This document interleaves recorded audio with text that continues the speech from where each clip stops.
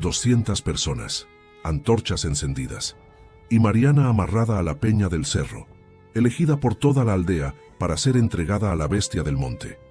Ella no había hecho nada malo. Su único crimen era este. No había nacido allí. El ritual apenas había comenzado cuando el monte explotó, y la criatura que vino no vino a matarla a ella. Pero lo que ella sintió al entenderlo fue más aterrador que cualquier monstruo. Antes de empezar, dime, ¿desde dónde estás viendo esta historia? ¿Te está gustando el canal? Deja tu like y vamos con el video. El Valle del Salitre tiene una belleza que hiere, y Mariana Luz de los Santos lo sabía desde niña. Lo sabía de la misma forma en que sabía que el sol va a salir, que el río bajará en el verano, que ciertas heridas no cierran bien, porque la mano que las cose es la misma que las cortó. Ella creció viendo aquellas serranías del interior abrirse en tonos ocre y gris, la vegetación rala del monte bajo y árido mezclada con el chaparral, el río que cortaba la tierra como una cicatriz antigua, y siempre pensó que la belleza de aquel lugar tenía dientes, que aquel paisaje mordía a quien se quedaba demasiado quieto. La comunidad del crucero se hallaba en el fondo del valle, oculta entre cerros y promesas incumplidas. Una aldea de poco más de 200 almas, con casas de adobe, suelo de tierra apisonada, santos de barro en la ventana y secretos enterrados más hondo que los muertos. La fe allí no era solo devoción, era moneda, era amenaza, era ley. Y Mariana desde pequeña aprendió la diferencia entre rezar y obedecer. Aprendió que las dos cosas parecen iguales de lejos, pero de cerca una libera y la otra aprieta. Tenía 24 años y nunca perteneció a aquel lugar, aunque hubiera crecido en él. Hija de un arriero forastero y de una mujer de fuera que murió de fiebre cuando ella tenía 6 años, Mariana fue criada por su tía Geralda, con la generosidad de quien carga un peso ajeno, sin esconder el esfuerzo. La tía nunca fue cruel, pero nunca fue madre, y Mariana aprendió la diferencia entre eso también. Aprendió que existe un tipo de soledad que ocurre en medio de la gente, que existe abandono sin que nadie se vaya. Era delgada, morena, de ojos oscuros y expresión seria. Aprendió pronto que sonreír demasiado a ciertas personas costaba caro. Trabajaba como herborista, recolectando y vendiendo plantas medicinales en los mercados de la región. Subía el cerro con una cesta en la cabeza. Bajaba con melisa, ruda, boldo, carqueja y tanaceto. Sabía el nombre de cada cosa que crecía en aquel valle. Sabía para qué servía cada raíz, cada corteza, cada hoja. Y a veces pensaba que las plantas la aceptaban mejor que las personas, que tenía más conversación con el monte que con cualquier alma viva de aquella aldea. La herida que ella llevaba era esa, la certeza de que nunca sería escogida por nadie para nada, que toda su vida se viviría al margen de lo que los demás construían. La sequía llegó 3 años seguidos y fue endureciendo el mundo, como la quema de sol endurece el barro. El río bajó, el ganado murió, los niños se enfermaron y la tierra tomó ese aspecto de cosa que se rindió a intentar. Las cementeras se agrietaron, los pozos se secaron, los hombres llegaban a la bodega de la aldea con ojos de quien ya no sabe qué hacer con sus propias manos. Y doña Creusa, la curandera más vieja de la comunidad del crucero, empezó a hablar en voz baja lo que pronto todo el mundo repetía en voz alta. La bestia del monte estaba enfadada. Doña Creusa era vieja de un modo que parecía intencional, como si el tiempo hubiera hecho un pacto con ella para no llevársela de ningún modo. Tenía más de 80 años, nadie sabía exactamente cuántos. Tenía el rostro marcado por arrugas profundas y los ojos pequeños y astutos de quien pasó la vida entera leyendo lo que las personas no dicen en voz alta. Cuando ella hablaba, todo el mundo escuchaba. Cuando ella callaba, todo el mundo intentaba adivinar. Y cuando empezó a hablar de la bestia y de la ofrenda, las palabras fueron entrando en la cabeza de la comunidad con la naturalidad de una semilla en tierra fértil. La bestia necesitaba sangre de quien no tiene raíces, quien no nació allí, no fue bautizado en la capillita del cerro, no tiene su nombre grabado en la piedra del cementerio local. Sangre de forastero, sangre de quien el valle no escogió. Los ojos de la aldea encontraron a Mariana con aquella naturalidad de quien ya había decidido antes de preguntar. Ella no supo del ritual hasta 2 días antes. Fue Cefa, la hija menor de doña Creusa, quien le avisó. Una niña de 16 años, con ojos de quien ya ha visto demasiado y boca que temblaba al hablar.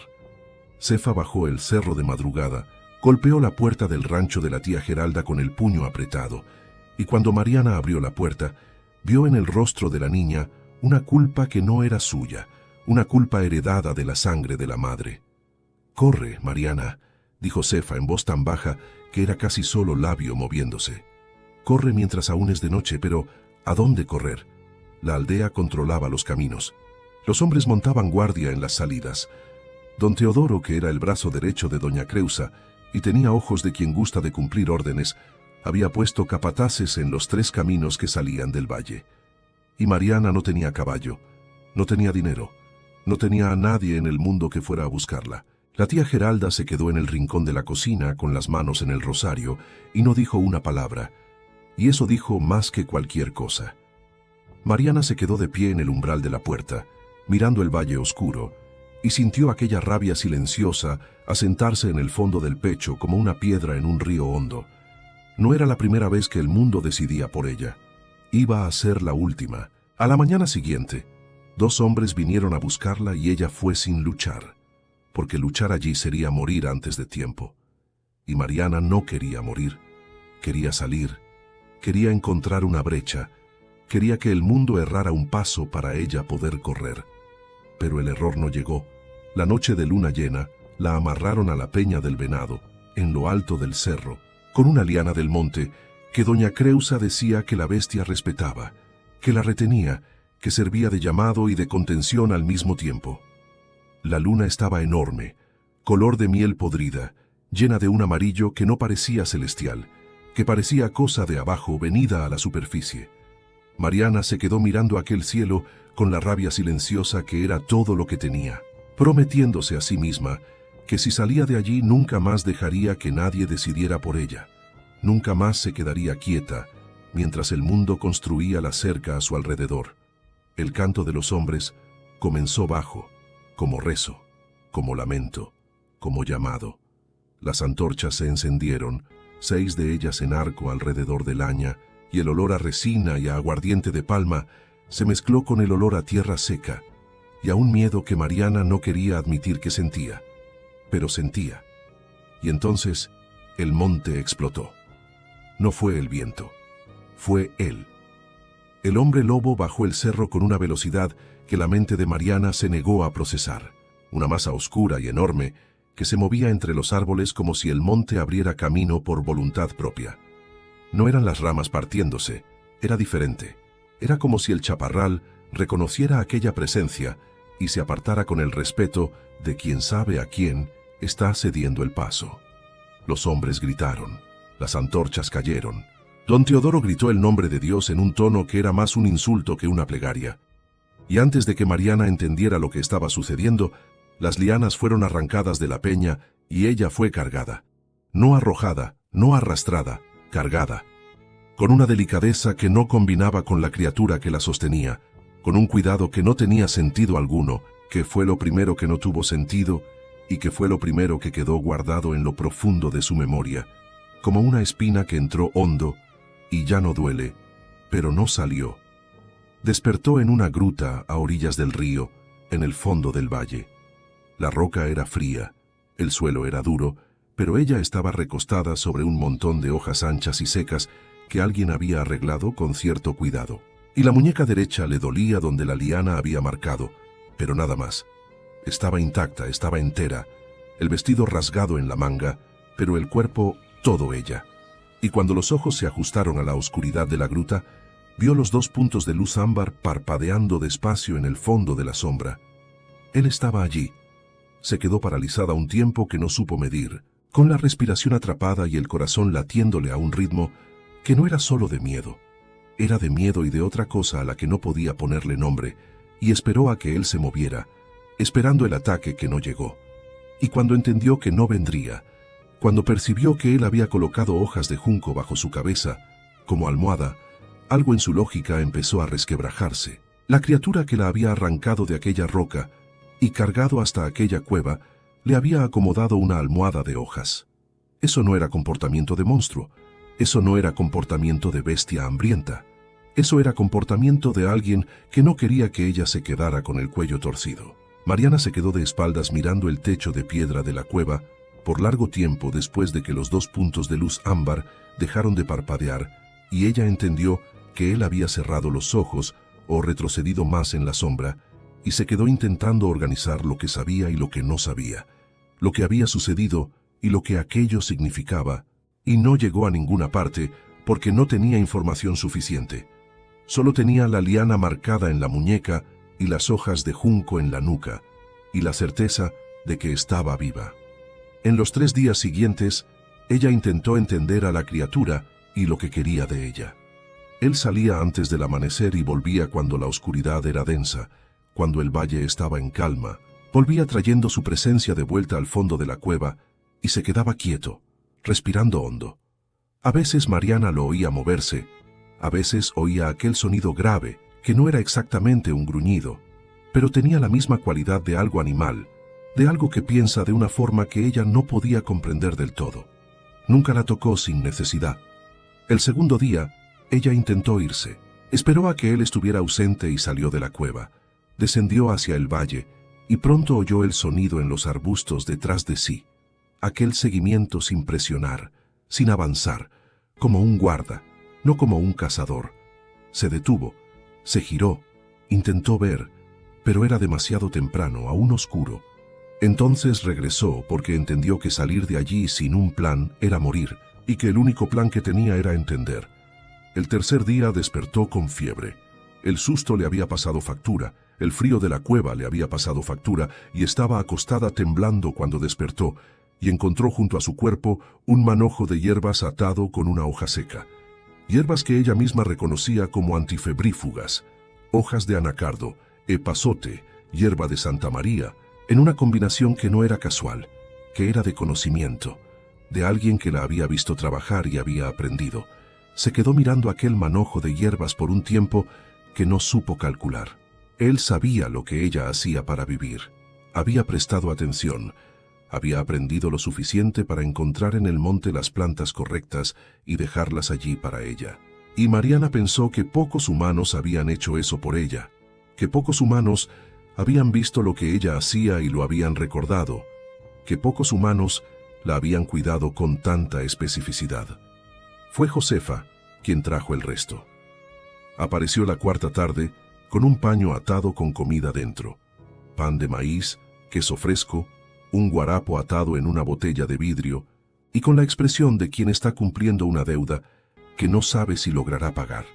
La niña bajó el cerro a escondidas, sorteó a los matones de don Teodoro por el atajo de la ciénaga y llegó a la cueva con la ropa embarrada de lodo y los ojos grandes de quien tiene prisa por contar antes de que el miedo cambie de opinión. Se sentó en la entrada de la cueva con Mariana y contó en voz baja la historia que la aldea escondía hacía 20 años. El hombre lobo había sido Renato Vieira de las Nieves, hijo del antiguo curandero de la comunidad del crucero, un hombre que conocía hierbas y rezos y el nombre de cada cosa que crecía en el monte. La maldición vino de la mano de la propia madre de Josefa.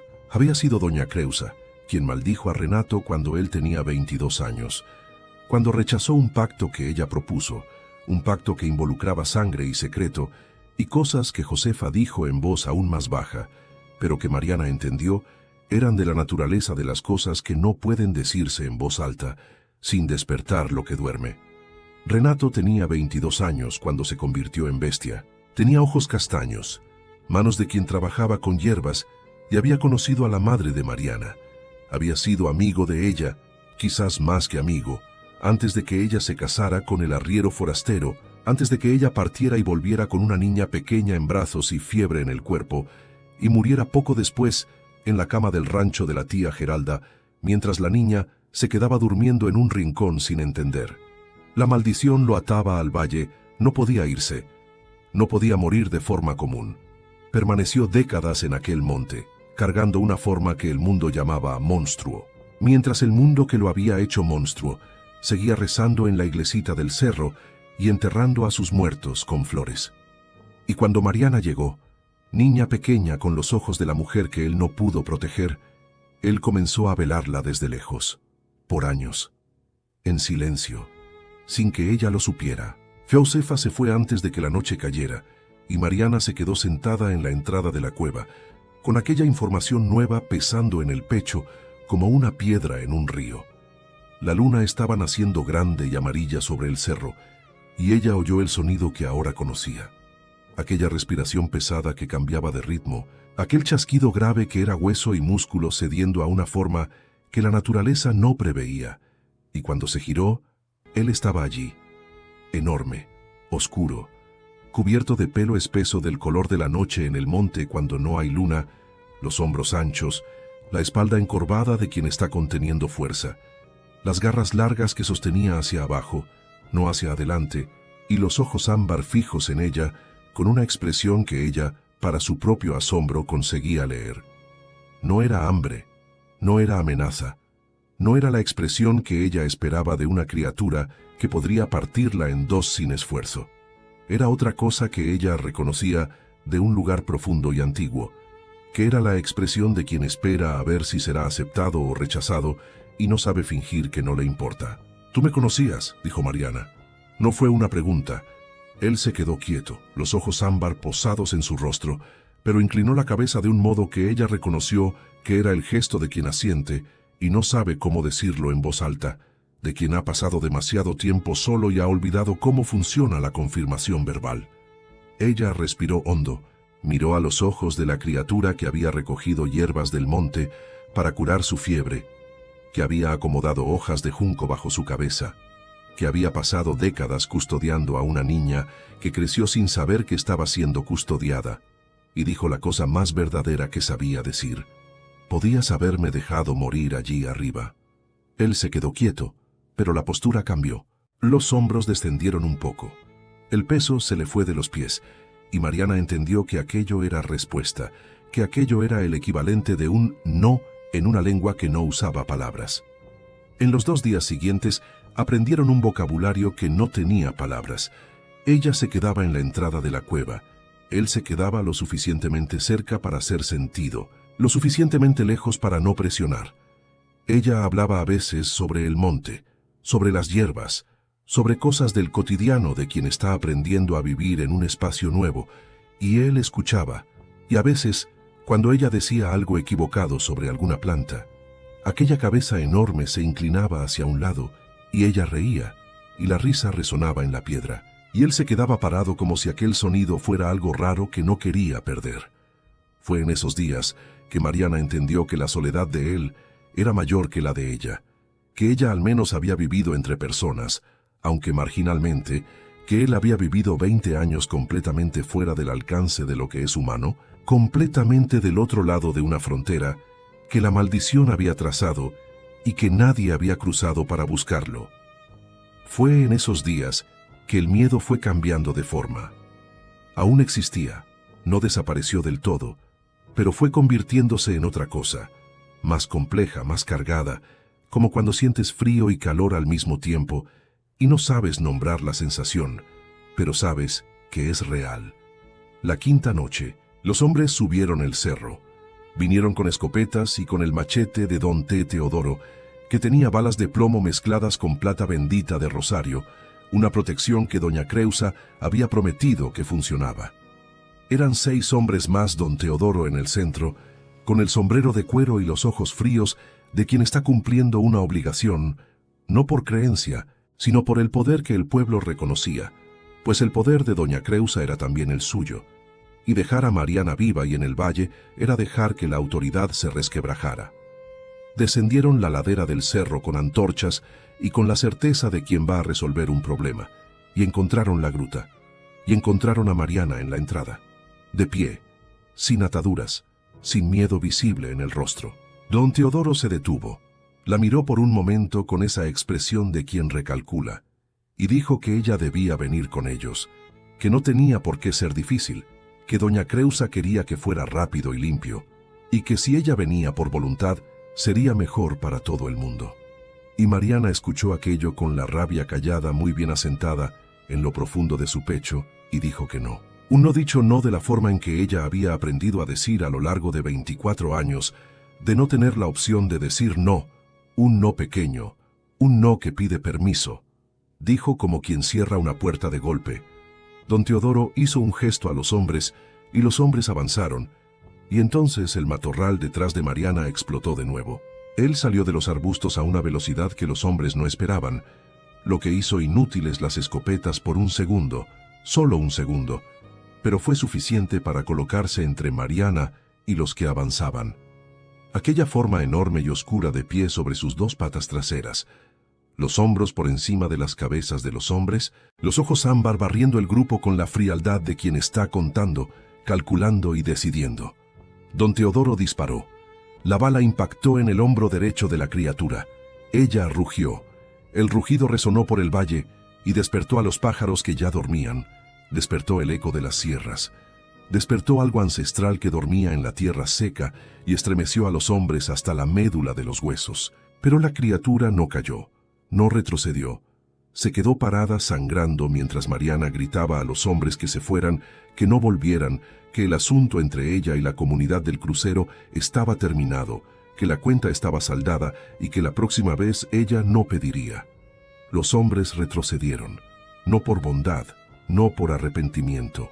Retrocedieron porque la criatura herida aún era demasiado grande y ellos eran demasiado pocos, y porque había algo en el rostro de Mariana que había cambiado, que ya no era el rostro de la hija del forastero que el pueblo había descartado. Era el rostro de alguien que había dejado de pedir permiso. Cuando los hombres desaparecieron en la ladera, ella se giró y él estaba arrodillado en la entrada de la gruta, el hombro oscuro de sangre, la respiración pesada, los ojos ámbar encontrando los de ella con una expresión que ella no tenía palabra para nombrar, pero que sintió en lo profundo del pecho, como algo que siempre había estado allí esperando ser reconocido. «Ven aquí», dijo ella. Pasó la noche quitándole el plomo del hombro. Trabajó con las manos, con la pequeña navaja que tenía y con las hierbas de la bolsa que Cefa había traído. Él permaneció quieto durante todo aquello, respirando hondo y despacio, los ojos ámbar posados en el rostro de ella, con una atención que la desarmaba más de lo que cualquier gesto humano había logrado a lo largo de toda su vida. Ella había tratado heridas antes, había curado animales y a veces a personas. Pero esto era diferente. La escala era diferente, la temperatura de la piel era diferente y la forma en que él se quedó absolutamente quieto, como si confiara completamente en que ella no se equivocaría, como si la confianza fuera automática, como si él nunca hubiera considerado otra posibilidad. Fue la cosa más extraña que Mariana sintió en aquella noche entera de cosas extrañas. La mano de ella trabajando en el hombro de la criatura y la criatura permitiéndolo completamente, como si el contacto fuera natural, como si siempre hubiera sido así. Ella limpió la herida, la ató con hoja de copaiba que cierra bien. Dijo que necesitaría unos días más para curar bien, que él no debía transformarse con el hombro así porque se le rasgaría de nuevo. Y él inclinó la cabeza del modo que ella ahora conocía, que era concordancia, que era reconocimiento de quien escucha y retiene. Cuando terminó, se quedaron en silencio. La gruta estaba quieta, el valle estaba quieto afuera, y Mariana miró los ojos ámbar y pensó que había pasado 24 años enteros sin que nadie la mirara con aquel peso, aquella especificidad, aquella forma de ver que no quiere nada más que ver, que no está esperando que ella sea diferente, que no está midiendo lo que ella debería ser. Le devolvió la mirada. El amanecer llegó despacio, como siempre llega en el valle de la quebrada, con esa luz que empieza en la cima de las sierras y va descendiendo por la ladera despacio, como si tuviera miedo de perturbar. Y Mariana estaba de espaldas al fondo de la gruta cuando escuchó el sonido de la transformación. Diferente ahora, más lento, el crujido más amortiguado, quizás por el hombro herido, y entonces se hizo un silencio. No se giró inmediatamente. Esperó. Escuchó la respiración cambiar de registro, de animal a humana, más ritmada, más fina, y solo entonces se giró. El hombre que estaba en el fondo de la gruta era alto, delgado, con los hombros encorvados de quien ha pasado mucho tiempo doblado hacia adentro. Un hombre de apariencia que sería común en cualquier aldea del interior, a no ser por los ojos que eran castaños de día pero tenían el mismo peso que los ojos ámbar de noche. El mismo peso, el mismo cuidado, la misma atención específica que no veía el mundo entero. La veía a ella. Estaba con el hombro vendado con la hoja de copaiba, de rodillas en el suelo de piedra de la gruta, y cuando encontró la mirada de Mariana no dijo nada. Se quedó quieto con la misma quietud de la criatura, la misma paciencia de quien espera para ver si va a ser aceptado o rechazado, y no sabe fingir que no le importa. Ella se quedó mirando a aquel hombre que había pasado décadas cargando una maldición en silencio, que había velado a una niña, que creció sin saber que estaba siendo velada, que había recolectado hierbas antifebrífugas y arreglado hojas de tiririca, y se había colocado entre ella y las escopetas de don Teodoro con bala de plata bendita de rosario en el hombro, y no había retrocedido. Se quedó mirando por un tiempo. Después dijo el nombre que Cefa le había contado. Renato. Él cerró los ojos por un segundo, como quien escucha algo que ya no esperaba escuchar, como quien reconoce su propio nombre después de mucho tiempo sin él. Y cuando abrió los ojos de nuevo, había algo diferente en ellos, algo que se había roto, algo que había cedido, no por debilidad, sino por alivio. Ella no dijo que lo amaba, no dijo que se quedaría, no dijo nada grandioso, porque no era el tipo de mujer que dice cosas grandes cuando las cosas pequeñas tienen más sentido. Fue hasta donde él estaba, de rodillas en el suelo de la gruta, y se sentó a su lado, apoyó el hombro en el hombro herido con cuidado y miró hacia la entrada de la gruta, hacia el amanecer que estaba llegando al valle, y se quedó. No se fue. Construyó un rancho pequeño en la orilla del monte, entre la piedra del río y la primera línea de árboles.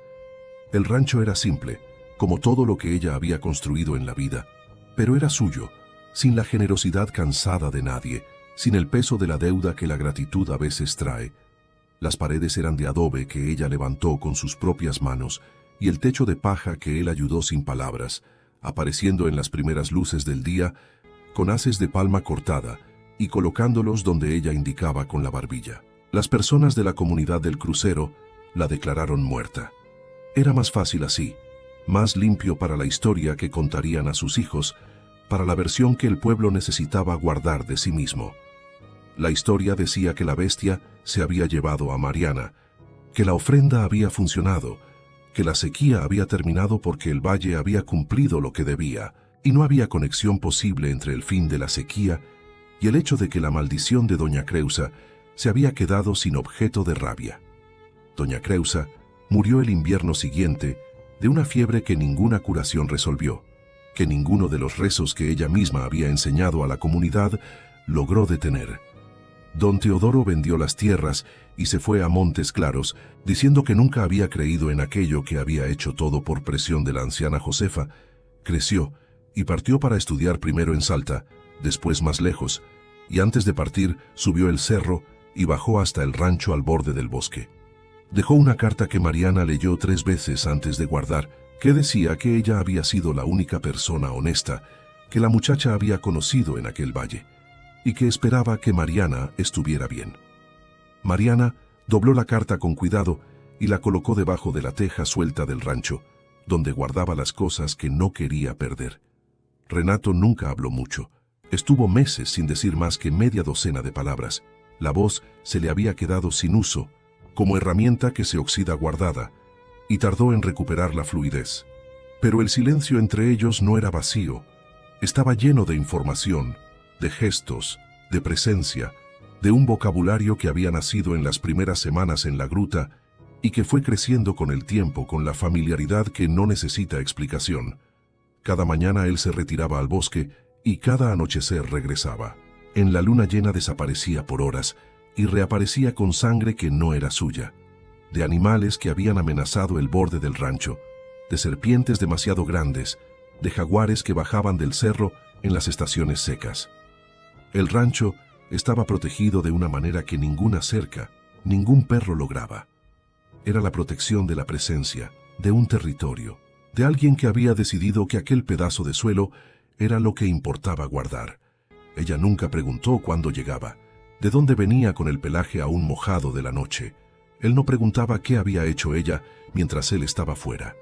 Ambos habían aprendido que existen preguntas que la intimidad no necesita hacer, porque la respuesta ya está en los gestos, en la consistencia, en el hecho de aparecer.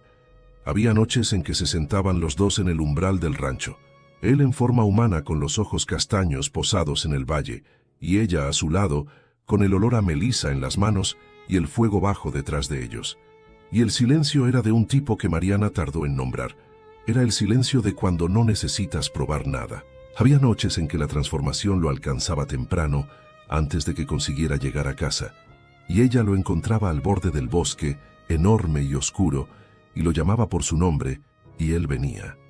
Y se quedaban así, afuera, con la luna llena arriba y la tierra seca debajo, y ella a veces colocaba la mano en el pelaje espeso de aquella criatura, y él se quedaba completamente quieto, completamente presente, como animal que reconoce el toque de quien no va a lastimar.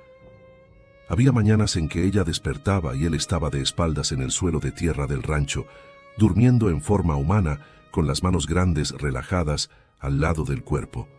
Y ella se quedaba mirando por un momento a aquel hombre alto, rústico, marcado por el aislamiento, que había pasado décadas cargando una maldición solo en silencio, y pensaba que el mundo había hecho algo muy mal con él, y que ella no podía deshacerlo, pero podía hacerlo diferente. La maldición de Renato no fue rota. Ella dejó de querer que lo fuera. Había intentado en los primeros meses, le había preguntado a Josefa por carta si había forma de deshacer lo que doña Creusa había hecho, y la respuesta era siempre que quien hace el nudo sabe dónde está la punta, y que doña Creusa se había llevado la punta consigo. Mariana leyó aquella carta en la entrada del rancho, con el río allá abajo y la sabana enfrente, y se quedó pensando que quizás la maldición fuera la forma equivocada de nombrar aquello. Que quizás lo que parece castigo sea a veces la única forma que algo encontró para sobrevivir. Que quizás Renato, preso en el valle, era el Renato que se quedó. Que Renato sin la maldición se habría ido, como se fue la madre de Mariana, como se fue todo el mundo que podía elegir. No dijo nada de eso en voz alta. Él estaba sentado en la piedra del río, con los pies en el agua cuando ella dobló la carta y la guardó en el bolsillo. Y cuando ella fue hasta donde él estaba y se sentó a su lado, él se movió un poco para hacerle espacio y se quedaron así, con el valle enfrente y el agua fría en los pies, mientras el sol bajaba por las sierras en ocre y gris, y aquella belleza que duele iba volviéndose morada, después negra, después solo estrella. Lo que ellos tenían no tenía nombre en la lengua de los hombres. Mariana había perdido el pueblo, el sentido de pertenencia, la vida común que nunca había tenido de verdad. Había perdido la ilusión de que bastaba con ser lo suficientemente buena para ser elegida. Había perdido la certeza de que el mundo entendía la diferencia entre sacrificio y solución. Ganó el único lugar en el mundo donde nadie decidía por ella, donde su presencia no era una concesión de nadie, donde el silencio no era rechazo sino lenguaje, donde ser recogida de una piedra en la cima del cerro por una criatura enorme que puso hojas de juncia bajo su cabeza, se había convertido en la versión más honesta de cuidado que ella había recibido en 24 años de vida. A veces, cuando la noche estaba más quieta, y él estaba allí sentado en el umbral con los ojos posados en la nada, con aquella cualidad de presencia que tenía tanto de animal como de hombre, Mariana pensaba que la soledad había cambiado de forma. Aún dolía, pero ahora tenía olor a monte, a melisa y a alguien que había elegido quedarse, aún sin poder explicar por qué, sin tener palabras para lo que sentía, sin haber aprendido cómo ser eso dentro de las reglas del mundo, pero que había aprendido cómo ser eso a su lado, que era el único mundo que importaba. La sabana frente a ellos, la luna llena arriba, la buena tierra debajo, y los dos allí existiendo en un amor que el mundo llamaría imposible, pero que ellos dos sabían que era la única cosa verdadera que el valle había producido en mucho tiempo. Y la historia de hoy termina aquí, pero ellos dos están allí todavía, en el rancho al borde del bosque, en el valle detrás la sierra, en un amor que nadie entendería, pero que los dos entendieron. Si llegaste hasta aquí, dale like y suscríbete al canal. Activa la campanita para no perderte nada.